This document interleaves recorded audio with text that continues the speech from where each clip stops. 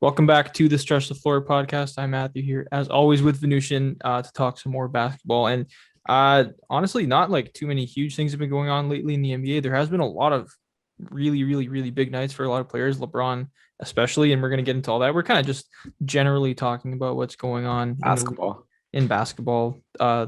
these days. So let's just take a look at the East standings. Miami right now is in first, up by 2.5 games on Philadelphia, playing some really good basketball. Surprise, surprise, just the deep, well-rounded Miami Heat. Victor Oladipo's been back, played 3 games, Yes, looking sir. okay. Just the fact that he's back on the court. I mean, it's just if they had get another guy off the bench that can hit a three, play some defense, like how good can this team be? Like that bench is low-key going to become a very scary thing come playoff time. Because when you have someone like Victor Oladipo and Tyler Hero to step up, if Duncan Robinson's having a bad shooting night, or if someone else goes small against you, and PG Tucker could maybe sit out and you can put Victor Oladipo in, you just have 4 to 5 guys who could give you 20 points a game, a playoff series, who could play great defense, lock people up. You just have your choice of what to run. You have, and this is the benefit they had of, Bam being injured for a little while, Jimmy Butler being in and out of games, and the veterans like Victor Oladipo coming on a vet minimum, even though, he's better than that. They're just an extremely well-rounded, deep team, and this has to be credited to their front office for finding gems in the second round undrafted territory. And another shout out they have to give is J. Cole, because J. Cole is the one who told him to sign Martin. He said, this guy was hooping Yeah. in his open runs, and that's a cool story. And he's been a great player for them, a great backup wing, a great bench player, and he's going to perform good in the playoffs. This just looks like one of those teams that I am going to cheer for once the Raptors eventually get eliminated in the playoffs. Maybe by them. Maybe by them, because they just have NBA championship level written all over them, but via a team game, a great coach, a great organization, selfless superstar in Jimmy Butler to like who actually lets his other teammates do stuff. It's just a beautiful. It's like the 2013 Spurs where it's like this is like the pinnacle of basketball where everyone is like playing so good and it's like the pinnacle of team basketball. This is like the 2020 version of that, the 2020 decade version of that. Yeah. So going to their depth, like, do you think when they get to the playoffs and rotations shorten to like 7, 8 guys, do you think the Caleb Martins, the Victor Oladipo's, some of the other guys they have coming off their bench, playing big minutes for them and kind of turning games in the regular season, do you think that's going to be Yep. as much of an impact and as valuable come playoff time? Because shooters shoot at the end of the day. And we know when Duncan Robinson's, if his shot's not falling, you could pull him and you'll be completely fine with that. He could be out of a Mhm. rotation one game because his shot's not falling that one game. Mhm. And someone like Max Struss, someone like Caleb Martin, obviously Tyler Hero too, they're all going to step up, take his minutes, and they're going to be as good. And Duncan Robinson's going to hit threes one game at a really high clip.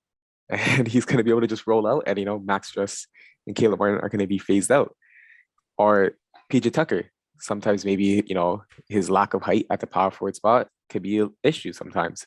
Not really, Mhm. but let's say in this hypothetical, they're playing like Brooke Lopez and Giannis, right?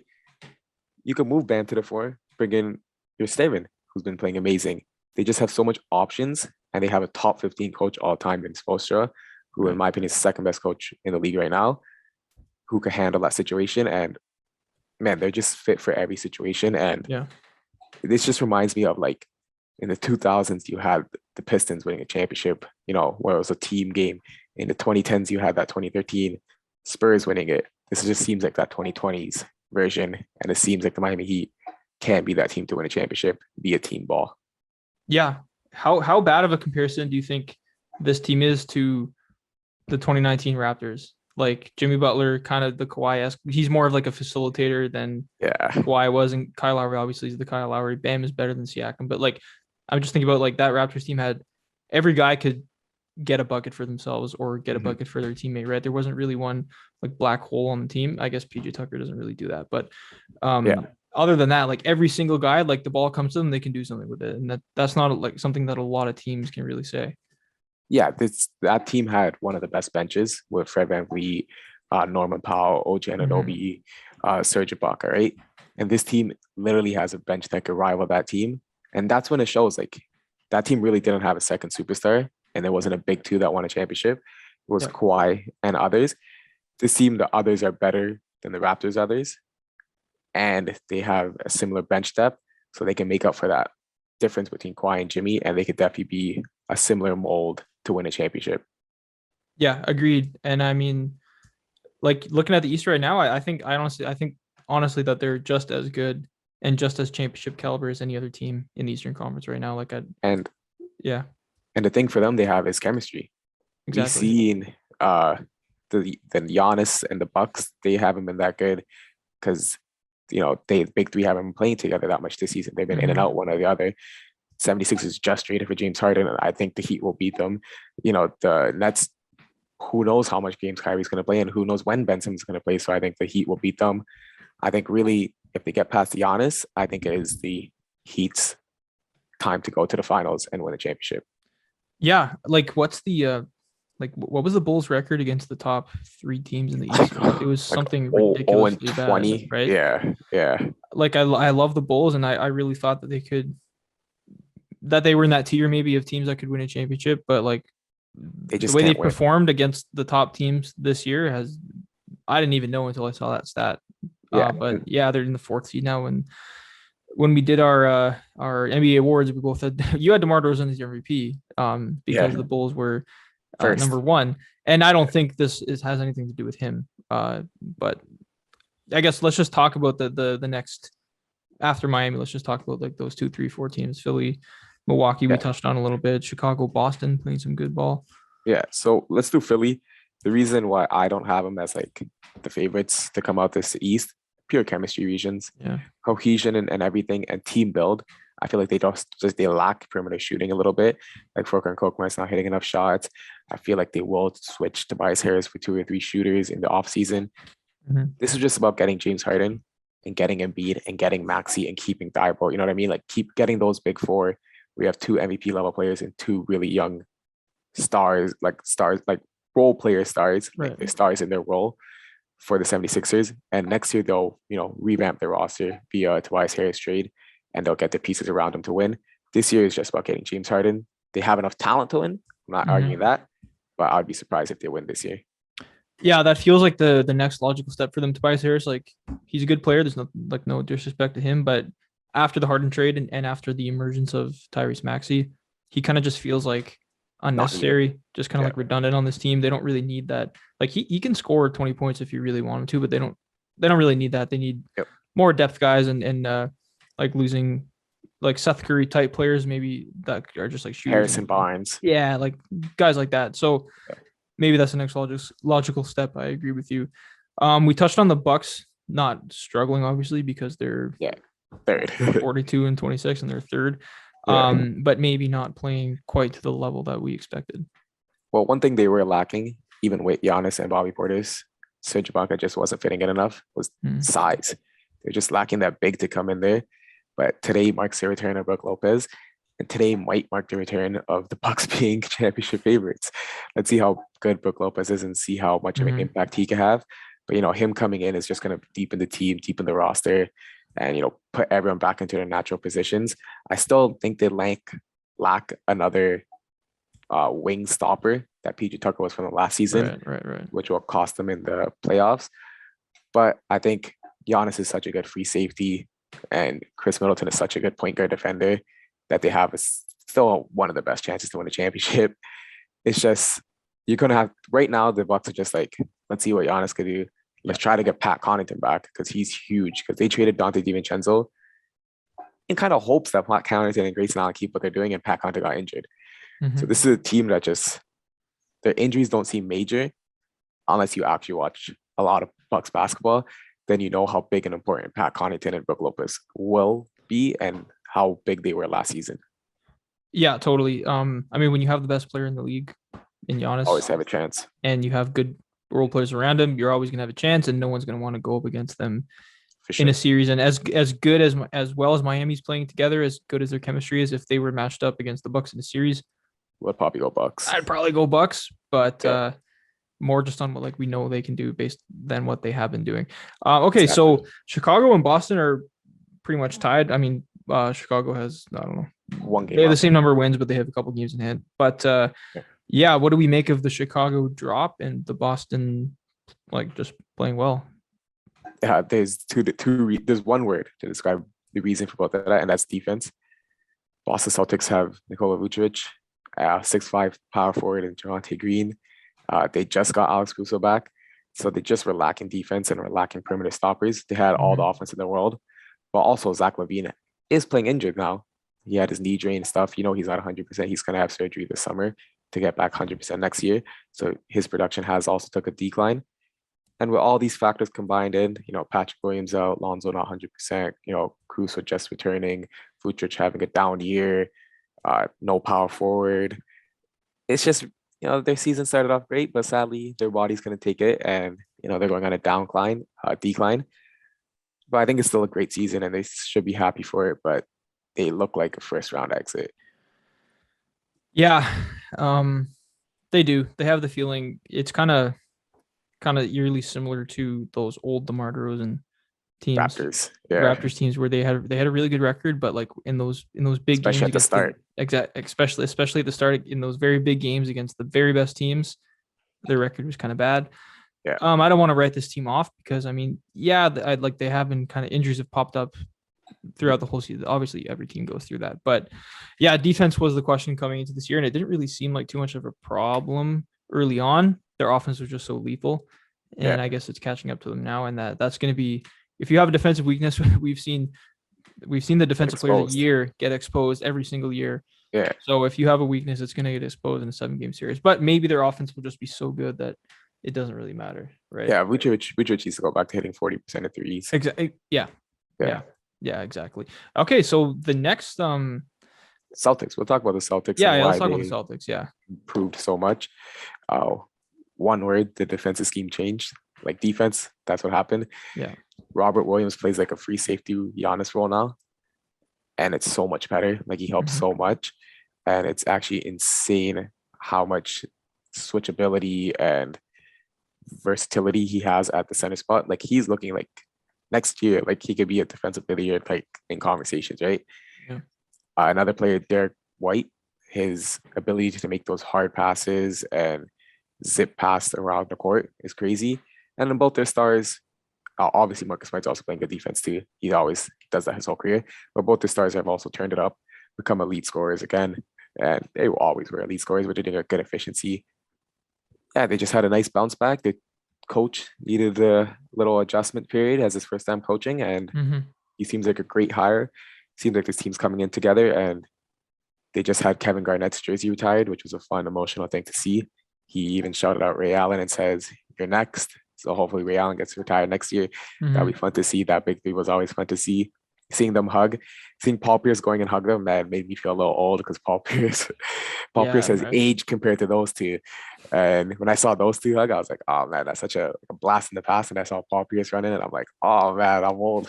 But yeah, man, it was fun to see. And I hope this team has good fun because they're like a team basketball. Like I know they have 2 stars, but they still play team basketball, get everyone involved. And it seems like Brad Stevens coaching the hires and trades we're all right so far. Yeah, it's interesting because that was kind of the total opposite, right? It's total opposite from what has plagued them in the past. Like last year, Tatum's awesome, Brown is awesome, but they did not play together as a team, and their defense was nowhere near the level it should have been, right? Yep. Now, Tatum and Brown are still awesome, but they have that defense that they can like hang their hat on. How far do you think that gets them? Like obviously, they're not championship contenders, but like what? Would you put them on the same level as the Bulls in terms of playoff competitiveness? Yeah. I'll take them over the Bulls right now. Really, eh? Yeah, I think they're a team that could surprise the 76ers. I have them, the only teams I have them losing to are the Miami Heat because they're just more seasoned and play like a similar style. And then the Bucks, who I have as championship favorites. Wow. So yeah, they're third in the East right now. And I think they're going to really surprise a lot of teams. And I think if the bracket shows up, kind of correctly for them, playoff bracket, I think they could be the Eastern Conference Final surprise team like the Hawks were last year. Wow. Yeah, that's not something I would have predicted coming in. So it's exactly it's cool to see. And the next, we'll get to Brooklyn, but the next two teams in the Eastern Conference. Our Toronto Raptors are now one game back of the 6th seed Cleveland Oh, Cavaliers. yeah, Kind of a Fred VanVleet, OG were both injured. Kind of a scary dip, kind of a scary string of bad games. yeah, But some awesome play. Fred returned for one game. Some yeah, awesome play from Pascal Siakam and Scottie Barnes and Chris Boucher and Malachi Flynn. Like a bunch of guys just have stepped up and they put together a winning streak. And it looks like they're back to their winning ways. Who yeah. knows when OG is going to be back? Those finger injuries are so tricky. Um, but yeah, Raptors one game back of the 6th seed. Man, how important has Scottie Barnes' defense, like Yeah. his improvement and everything? Like that was the reason why Mobley was kind of running with the rookie of the year. But Right. Scottie Barnes, the last couple of games, like those clutch steals, full court pressure, switches and blocks, like he's become very elite on defense. And Pascal Siakam's playmaking improvement has Oh been yeah. probably the most underrated thing this whole season. He's been Mm-hmm. able to find dimes, find pick and roll situations.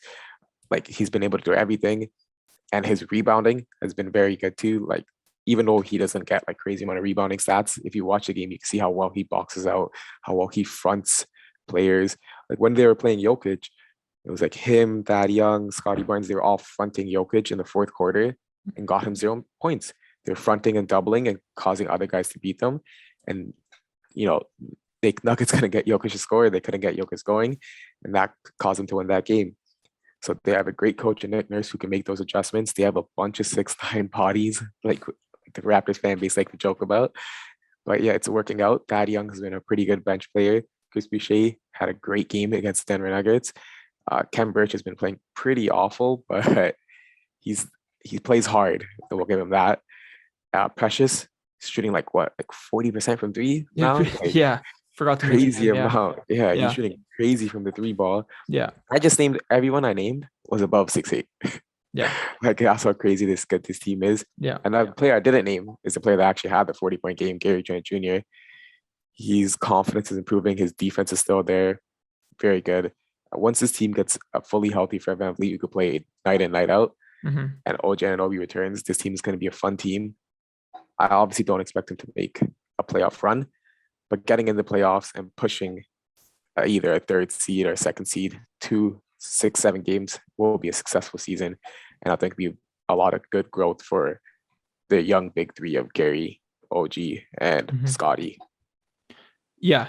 Agreed. A few things. Number one, what we're seeing from Siakam from in terms of playmaking is like I Incredible. never thought we would see this level from him. Like he truly looks like a point guard. Like Yeah, he looks like he's been playing. He hasn't been playing basketball his whole life, but he looks like just the things he's seeing, the chemistry he has with Scottie Barnes when it's kind of been everything relying on them these last few games. It's crazy. Last 2 games, 7 assists, 10 assists. He's averaging in the month of March 26, 7 boards, and 5 assists on 39% from three and 49% from the field. Like this is the best we've ever seen him play. yeah, I didn't ever think we would see a Pascal Siakam that could, without a point guard on the floor, carry the entire team by himself. exactly. I never thought we would see that. And then number two, Scottie Barnes. This could be what he needs to. We had a clip out the other week of can he overtake Evan Mobley for Rookie of the Year, right? And this might be exactly what he needs. They're one game back of Evan Mobley's Cavs right now. His defense has been unbelievable. Yep. With injuries to the roster, he's been stepping up and being maybe sometimes the second best player, sometimes the best player on the floor. Yeah. And it's crazy. The last point I want to make is early in the season when they were winning games, some of the guys like Delano Banton would step up, like Malachi Flynn. Malachi sometimes, but he wasn't really playing. You know, Precious wasn't very good early on, but now like Malachi's playing awesome, Precious is playing awesome. Banton's not like hasn't been maybe as relied on upon as he was early in the season. So once Fred comes back, once the whole roster is back in there healthy, who do you think are like the main go-to bench Off the guys? bench. Say we have like an 8-man rotation. Who do you think is like the main guys off the bench? I think Thad, Precious have Yeah. locked in their kind of starts there. I think Chris Boucher will get a couple minutes too. And I think Malachi Flynn will round out kind of like the guard level of the backup bench. But yeah, I really think we're going to run, Thad. We're going to run those big lineups, but like when Thad comes in for like Gary or something like that, or even when Thad comes in for Freddie sometimes. we're gonna run those big lineups with that. Right. Boucher's gonna come in sometimes at like the power forward spot. Precious gonna come back as a backup center, and Malachi Flynn's gonna take up a lot of those backup point guard roles. I think Cambridge this season, I think his knee, I don't know what's with him right now, but Yeah. like he can't make that pot shot right now, which he's usually so good at making. Just that little simple floater right under the rim when someone finds him. Like he's struggling with that shot and he's struggling with his mid range a little bit. And even his just quickness isn't there. I think his knee's still bothering him. So I think come playoff time, and if we're all healthy, hopefully we are, I think he will get cut from the rotation. Yeah, I'd agree with that. It just seems like month to month, it's a different guy who's kind of stepping Yeah, up. But Gary Trent Jr. has been kind of the one. consistent. Other players have been consistent, but he's kind of been the he Healthy hasn't gone one. anywhere all year. Like Yeah. all he does with an increased role is get better and get more efficient, and his defense has been there the entire year. And I guess how do we need to reevaluate what we think of him as a player? Like how good is Gary Trent Jr.? Yeah, me and you were like so mad when this contract got announced Yeah, because we knew he was gonna outgrow it. yeah. We are like, man, it's only 3 years and it's what a Mhm. 2 year plus a player option. So next year, like he's gonna get a huge paycheck after next season, right? Yeah. And we're like, damn, man, I wish we locked him in for 5 years or something, right? But Mhm. we got flexibility. We kind of expected this from him. Like he was already such a good player, and then you give him time with the Raptors organization and the Raptors player development. He's only 22 years old. Like you give him time with all that, and he's gonna just get so much better and better. And he's just a high volume scorer from the shooting guard spot who could play great defense. So like he's a 3-and-D with high volume. So like that's Yeah. exactly what you need. I'll call him like his potential is like all the way up to like poor man's Klay Thompson. And Yeah. he's already better than like a championship level of Danny Green. He's Totally already better than that. Yeah. Yeah. So somewhere in that range he could be. And man, it'll just be fun to see what he fully achieves. Yeah, it's crazy because before he came here, he was never thought of as a defensive player. I mean, granted, he was only 22 or 21 when he came And here. guarding small forwards. Yeah, exactly, right. But it goes to show how much coaching system fit and maybe just change the scenery can really bring out the best in a player. Yeah. Because now, like, if you're just looking at him, like you said, he's one of the best perimeter defenders in the league this year. Easily. Amazing shooter, high volume scorer. He's putting up 40-point games like it's nothing. And exactly. yeah, it's crazy. Yeah, it's fun to see. Yeah. Okay, so I guess the last couple of teams we need to touch on before we get off the East is Brooklyn and Atlanta. I would say maybe Charlotte. What do we think of Brooklyn, Ben Simmons, and all this? Like, everyone could just sum it up in one word. They just need chemistry. yeah. And I think next year, Kyrie will probably play full time next year. Ben Simmons will probably play full time next year, and they'll probably be championship favorites or right up there. So I think this year's just a wash. It is what it is. You have a Kevin Durant, so you still have a fighting chance to win a championship. But this year's a wash. Next season is the Nets season. There's nothing else to say besides that. Yeah, not really. So I guess looking at the play-in right now, the Charlotte's in the 10th spot right now, 3 games up on Washington. Do you see that changing? Do you see any other permutation that could happen? No, I see Atlanta probably beating Charlotte and both those teams either losing to the Nets or the Raptors. And for the Hawks, they're probably just going to do a big roster revamp this summer, get in another star, probably trade a couple guys here and there, trade their picks here and there, do a big roster revamp, get more defense in. And for the Hornets, I see them doing a roster revamp, but a very small one where they trade another big wing, like important wing, either a PJ Washington or even a Gordon Hayward, and getting in a center. And obviously they're going to re-sign Bridges as well. But yeah, they both are going to do revamps. Hornets getting a center, Hawks doing something bigger. But yeah, both those teams, just not this year. Yeah. And they're both young, so it's okay. Yeah, for sure. Do you think, depending on how the season finishes for the Bulls, do you think Vucevic is available maybe in a trade? Oh, yeah. I think he will be available 100%. Yeah. But I think he's only available if he could land someone else, like a Jakob Poeltl or a Miles Turner, right? Yeah. Agreed. All right, let's go on the West. Nothing else to really touch on in the East. Yeah, everyone else is tanking. Yeah, everyone else is tanking. Phoenix continues to win without Chris Paul. My guy Campaign. Yeah. He's been saving my fantasy season. He's got me into the conference finals. He's been playing amazing. Devin Booker's been playing amazing. This is a great team basketball. We all expect him to make the Western Conference Finals and have a great showdown against the Warriors. Everyone's been watching the Suns. Everyone watched them last play-in. They're the exact same team, just better with more depth. Yeah. And once Chris Paul returns, if he's 100%, they got a championship shot. If he's not 100%, they're probably like a tough second or third round exit. Yeah. Agreed. Totally agreed. What else do you think is noteworthy to talk about in terms of the top teams in the West? Well, the Before we get on to Grizzlies, the Lakers. Grizzlies, we could talk about quickly. They're like the fan favorite of everyone. Dylan Brooks is returning today. So I think that's going to add more defense, more clutch shooting, more scoring in general. And he's someone, if he's 100%, can maybe elevate them to getting into the finals, can maybe push them. Because if he's a consistent 20-point scorer with good efficiency, that'd be great. And maybe I'm expecting a little too much from him because he's Canadian, but I'd hope for that to happen. But yeah, that's something to look out for. And we're finally getting Draymond Green back. Draymond Green is returning after so long, and we get to see the big three play together. Finally. Big three play together since 2019. Draymond, Klay Thompson, Steph Curry. Wow. That is crazy. Last time we saw the big three together was, the day the Raptors won the championship. Yeah. Crazy, eh?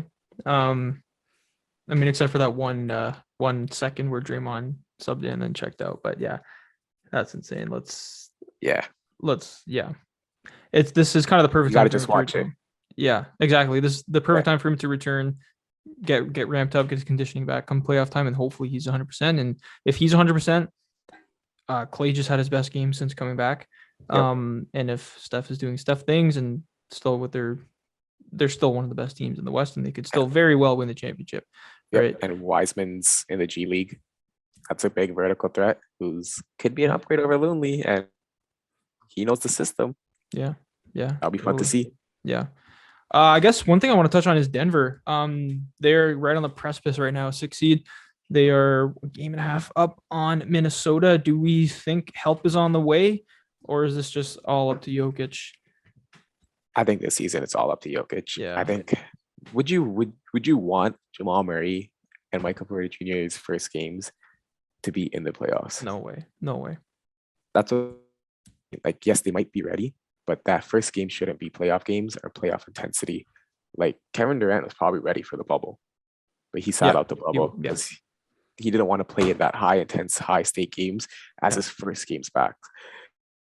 And even then, his first season, he only played like 33 games because of injury, right? He re-injury and stuff like that. Yeah.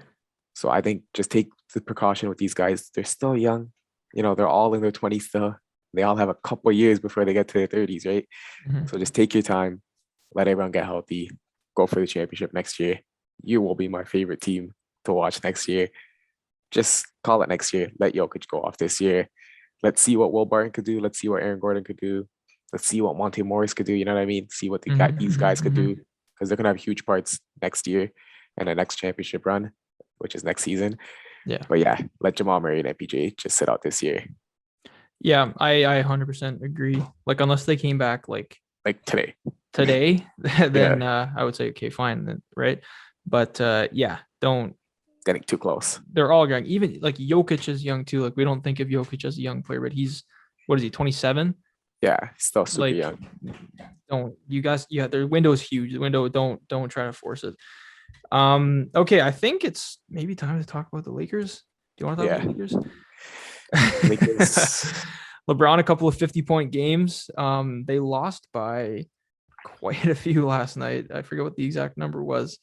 They ended up losing by 29. Yeah, 29 to Phoenix. So Anthony Davis obviously is the big question here, but I don't know. Just what are your thoughts just in general on the Lakers? Well, Anthony Davis's injury seems more severe than it was first stated, because he was supposed to be back around soon, right? Like, he's supposed to be ramping up soon and stuff like that. But he's just doing one-on-one drills, and he said he's trying to come back for the playoffs and play-ins. So the Lakers are probably losing it this year. It's probably guaranteed. Westbrook's probably getting traded next year. So might as well let LeBron chase those records. He just got the first person in NBA history with Yeah. 10,000 rebounds and 10,000 assists. So he has 30,000 points, 10,000 rebounds, 10,000 assists. Let him chase Karl Malone, pass Karl Malone, and then let him get a little closer to Kareem. Let him put these crazy stats up. LeBron has been sitting out back-to-backs. So anyone in Toronto who bought that game, he's probably not going to play, which is sad to see, especially for whoever bought the game. But yeah, man, Lakers are, it's all about next season. It's all about coming back together. And it's not as gloomy as like the media is trying to make it out to seem, because Westbrook is going to be on his last year. So a team like, for example, the Knicks, they'll trade you their long-term contracts, like a Fournier, like a Alex Burks, like an Nerlens Noel, like a Derrick Rose, and a Kemba Walker to get back a Russell Westbrook, because they could just be like, all right, don't sit this, don't play this year, and we'll let our young guys go for another year, tank another 1 year, and they get Westbrook's 45 million off, right? So you're gonna get back more long-term salary, but you could definitely trade Westbrook when he's expiring, and that will happen. But yeah, man, just enjoy LeBron scoring. That's all you can see. If you're Lakers, just remove your expectations of championship and just enjoy LeBron for what he's doing. Yeah, I think you're right. Everything with the Lakers is blown out of proportion, whether it's good or bad, right?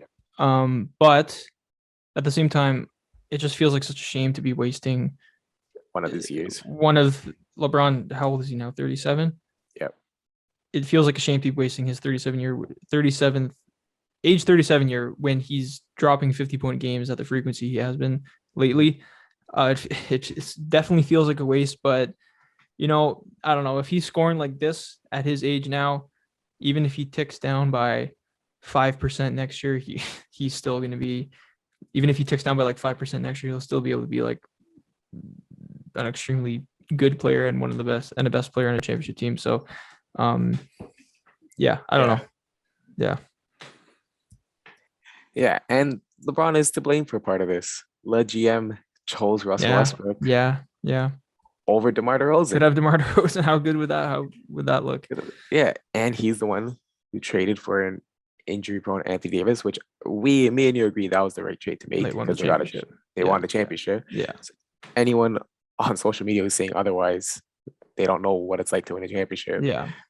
Or they're part of a franchise who wins championships very frequently and they underrate it. Because I'm pretty sure Utah Jazz fans who have had an amazing duo in Karl Malone and John Stockton, and had another amazing duo in Donovan Mitchell and Rudy Gobert, who's had consistent playoff success and consistent winning, would trade all that away for 1 year championship, right?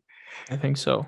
Yeah, so one championship means Anthony Davis is worth it. He will bounce back. He's still young. He's still a good player. He just needs to be load managed. I think everyone realizes that now, and he needs to play power forward during the regular season because his body just can't take playing center. So I think these are just issues the Lakers will address in the offseason.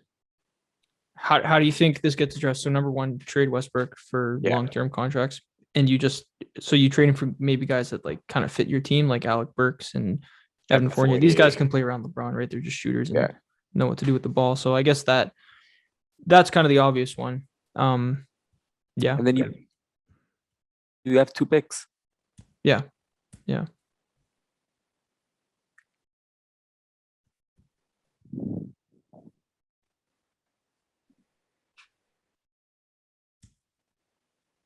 Yeah, and you have 2 picks, so you could trade that with like THT for someone who's tanking.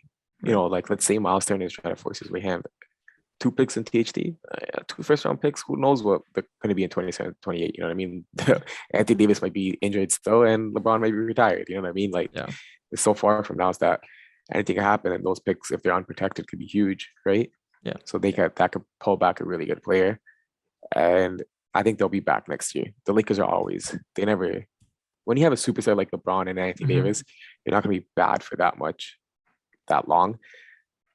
And yeah, they'll be back. Yeah, they'll be back. If Anthony Davis were playing this whole time, it would be a different story. It'd be like a 5th seed.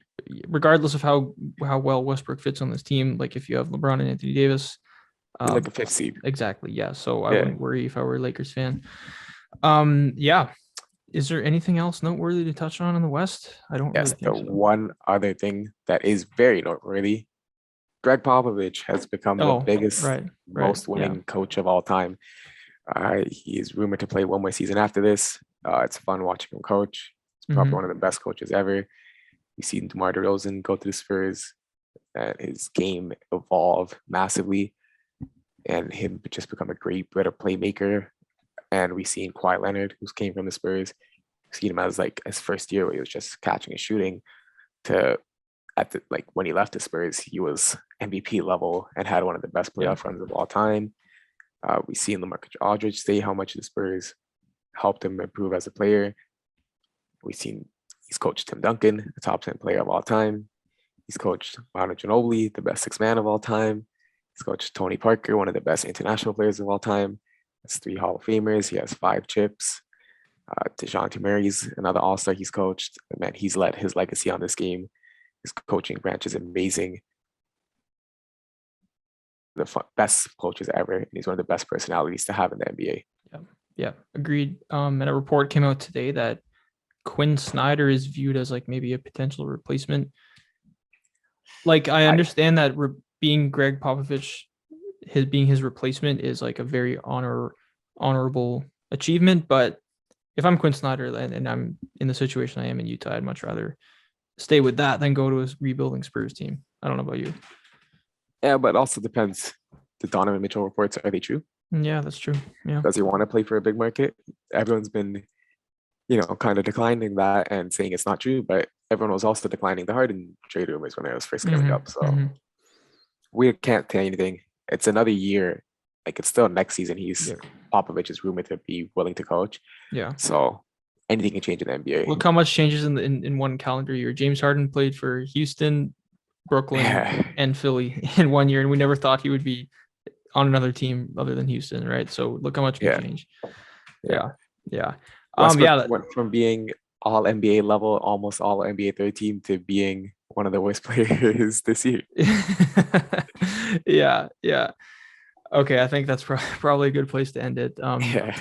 That was just kind of a wrap up of what's going on. I don't know what we're gonna talk about next week. We'll maybe something big will happen. We'll see. Yeah, but we'll figure it out. Until then, thank you for listening to this. This episode. We'll be back next week like we always are. You can check us out on all of our socials: Instagram at Stretch the Floor Podcast, YouTube STF Clips. Like, subscribe there. Most importantly, subscribe to the podcast feed. Leave a like, rating, review, iTunes, Spotify, wherever you get them, because it all really helps. And thank you again, and we will see you next week.